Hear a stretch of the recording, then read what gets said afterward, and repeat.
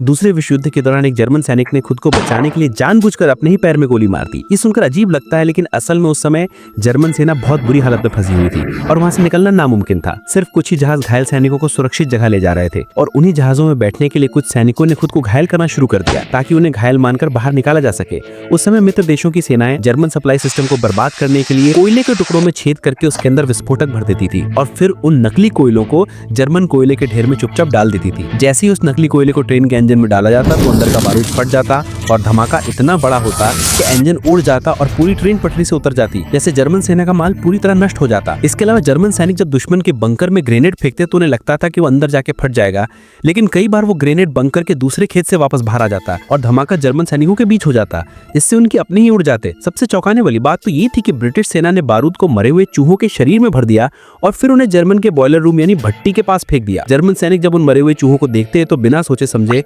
उन्हें आग में फेंक देते और जैसे ही वो जलते वैसे ही अंदर भरा बारूद फट जाता और सब कुछ तबाह कर देता और जर्मन सैनिक सीधे ऊपर वाले से मिलने निकल पड़ता।